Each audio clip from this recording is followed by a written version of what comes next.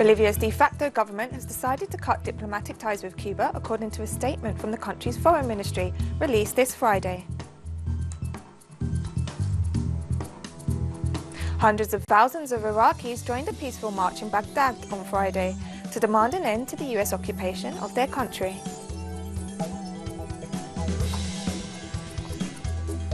The international anti-imperialist meeting held in Venezuela since January 22nd ended today in Caracas.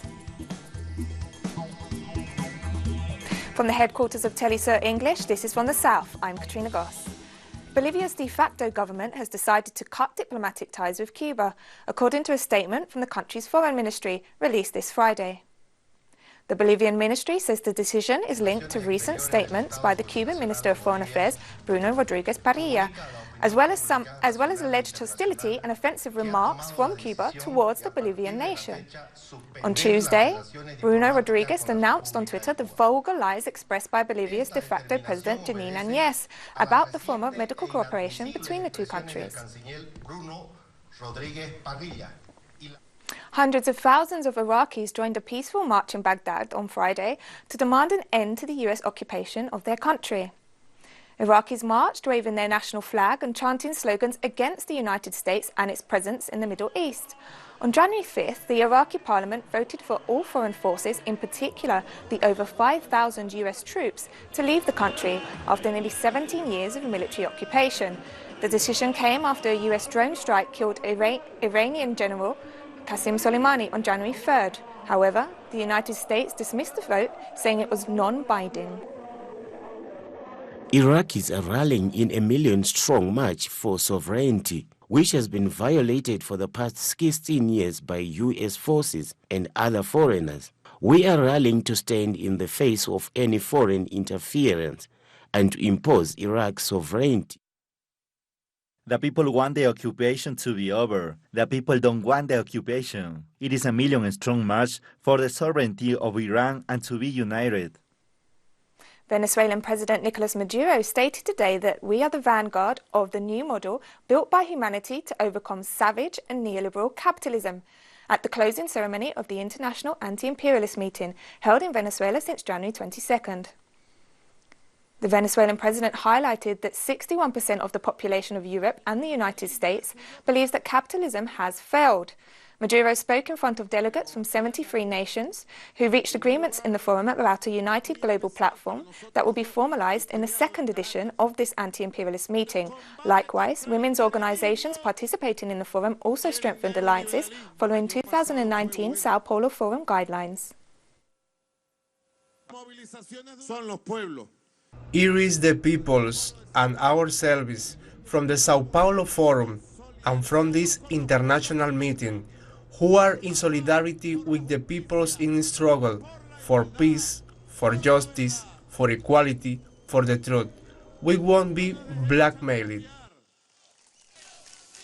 Venezuelan President Nicolas Maduro put forward a proposal to participants of the National Dialogue Table to start negotiations to reach an agreement on electoral guarantees, as well as calling for the support of the international community.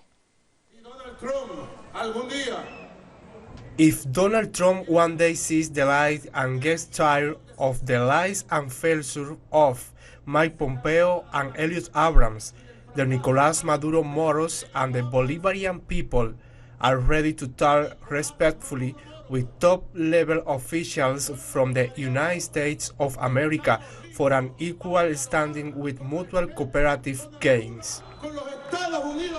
And the Venezuelan president also encouraged the population to prepare for a new electoral process, while he reiterated the intention to continue the dialogue with opposition sectors and create the proper conditions for full participation. Dumbo went on a trip to take his failure in Venezuela and make it a global failure. I hope that Venezuelan justice is taking into account all the calls for military intervention and sanctions towards Venezuela, and that date Venezuelan courts make a decision for justice to be done in Venezuela. That's what I hope for as head of state.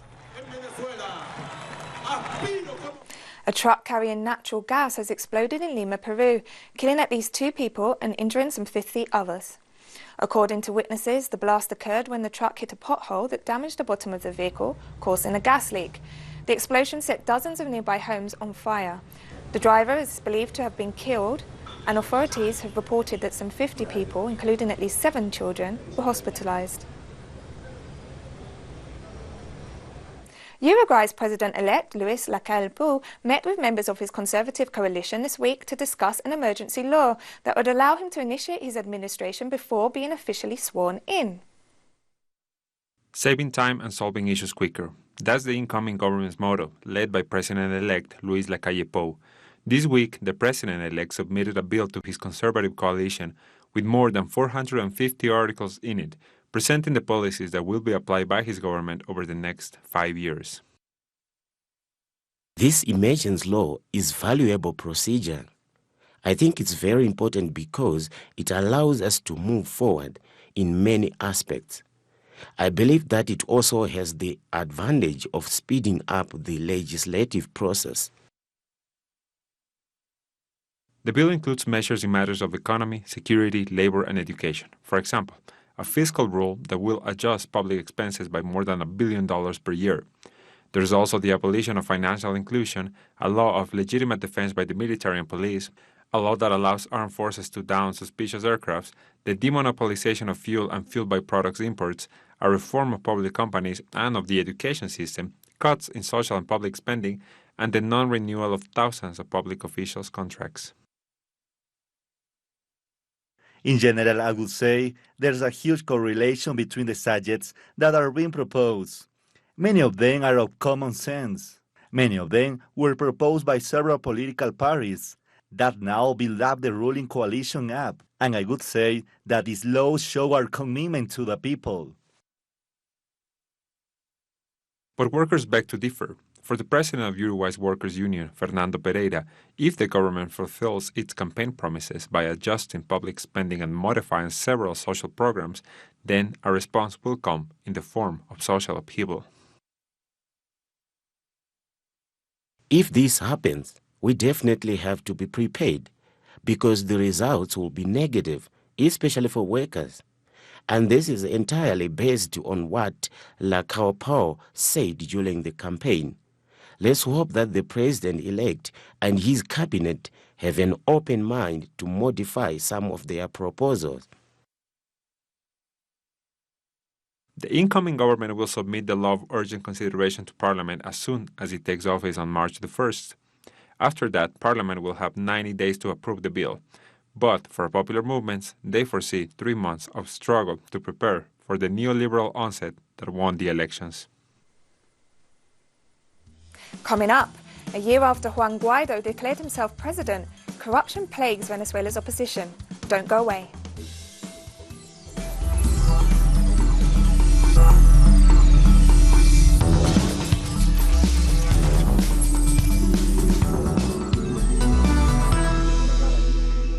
Welcome back.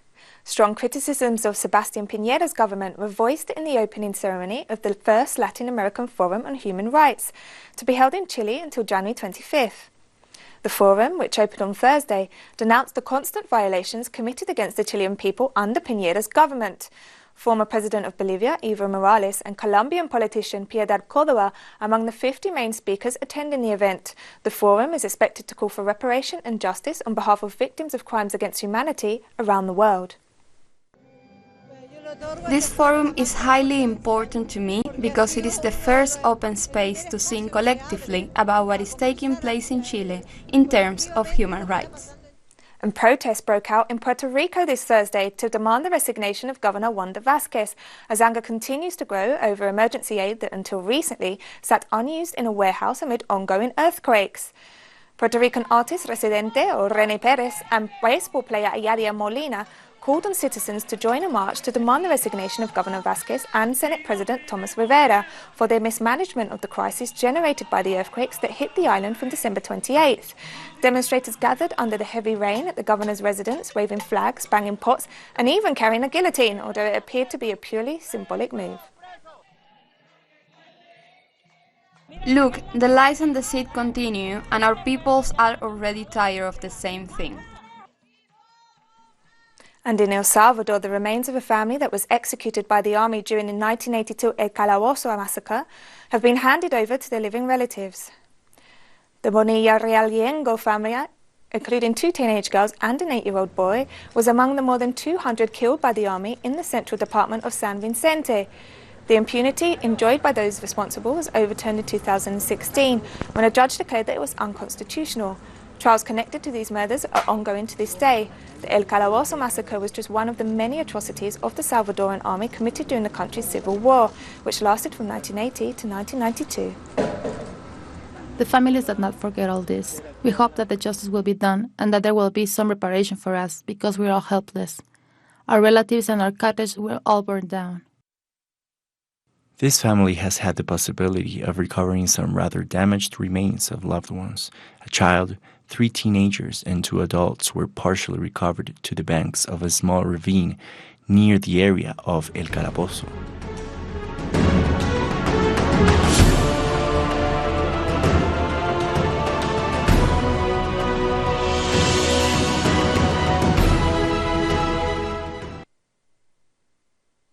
Mexican immigration authorities have detained 800 migrants from Honduras and El Salvador after they crossed the Suchiate River from Guatemala into Mexico.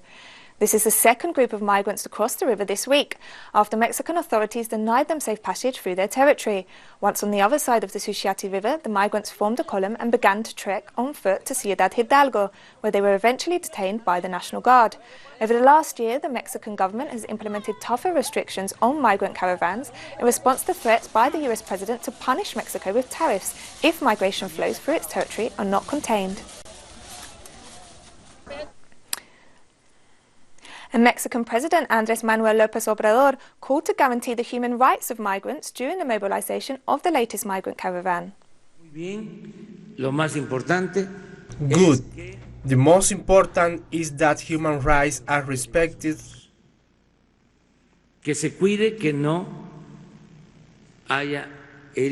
That care is taken to ensure that nobody is injured.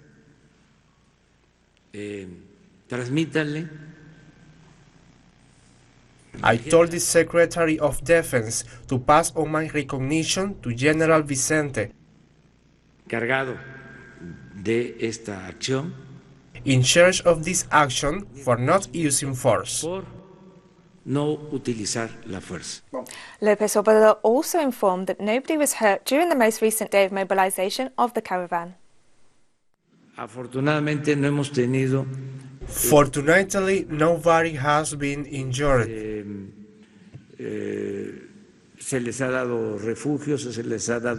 They have been provided with shelter, medical care. I have been informed that the National Guard has acted accordingly. More than 400 members of the Landless Workers Movement of Brazil gathered on Thursday to mark the 36th anniversary of its foundation. The encounter to celebrate the 36th anniversary of what is considered the biggest social movement in Latin America was held in the state of Minas Gerais.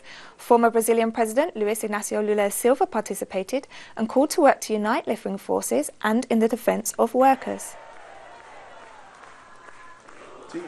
And we're taking one last break. When we come back, we'll take a look at the coronavirus in China. Don't go away.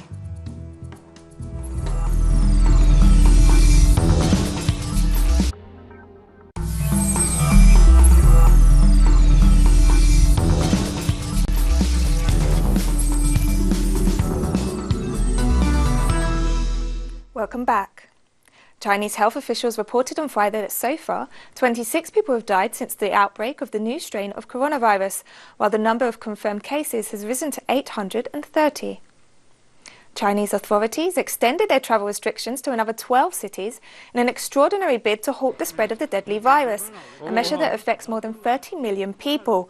The unprecedented quarantine came as officials revealed that the flu-like illness can spread between people even more easily than previously thought. This morning I saw Wuhan buses and subways were all suspended and the city was on lockdown. And a lot of people had no way to get home. I really feel for them.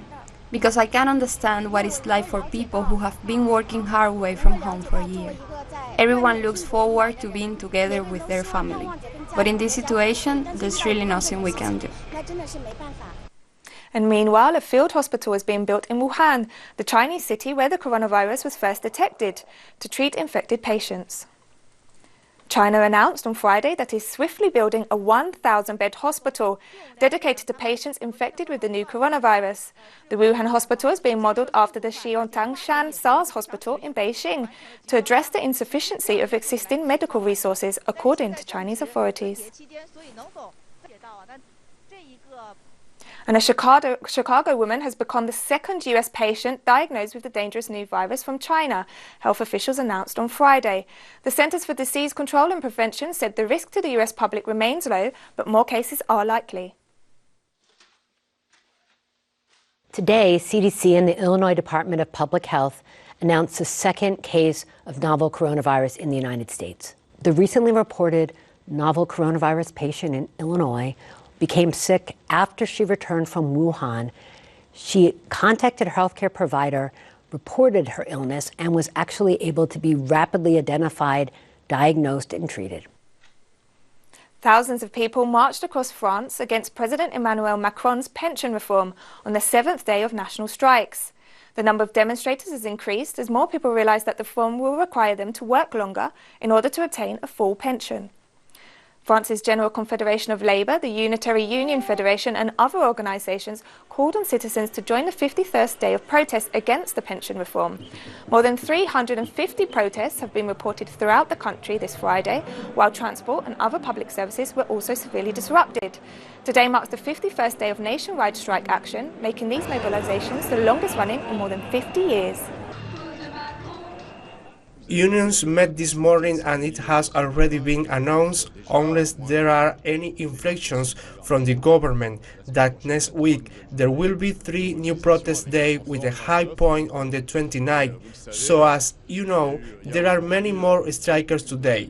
You told me a lot about transport, but in all categories of employees, both in the public and private sector. South Africa's Judicial Commission of Inquiry into allegations of state capture, which is investigating former President Jacob Zuma, has applied to extend hearings up to December. The Commission began its investigations in August 2018 and was supposed to wrap up its work by February of this year. However, Chairperson Deputy Chief Justice Raymond Zondo said that the extension was required to allow more time to conclude the hearings from the former president and the accused business family, the Guptas. Zuma is accused of corruption and abuse of power during his term as President of South Africa. He was the head of state, and certain allegations have been made, in regard to him. And it would be important that one hears that evidence. But if, for whatever reason, we were to finish our work without him appearing, I'll make my findings based on the evidence of everyone else. And meanwhile, in Spain, the death toll from Storm Gloria has risen to 13. Emergency alerts remain in place for the region as Gloria continues to bring heavy rainfall and snowstorms. Catalan police managed to recover the body of a man who went missing after his car was washed away by floodwaters in Tarragona province. Search and rescue teams are still looking for another 4 missing people.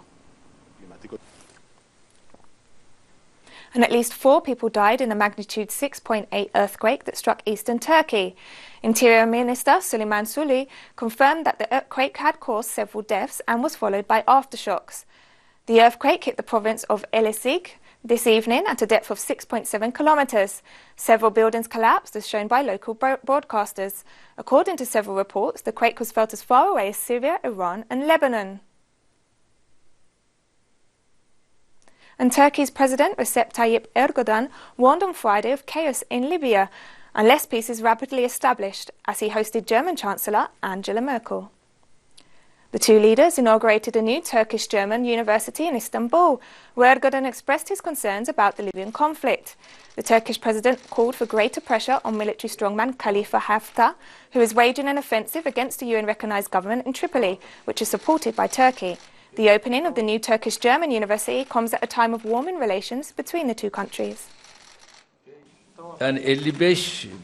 To accept the 55 articles in words is one thing, but to put your signatures underneath is something else. Khalifa Haftar hasn't seen this yet. He has only accepted it in words. I have made it clear that we are working on it now, supporting Mr. Salem, the US envoy, so that he can meet with the military council very quickly, and then the process will move from what we might call a fragile ceasefire to a real ceasefire. That takes a lot of work. And we've come to the end of this news brief. You can find these and many other stories on our website at telesurenglish.net. And join us on social media, Facebook, Twitter and Instagram. For Telesur English, I'm Katrina Goss. Thank you for watching.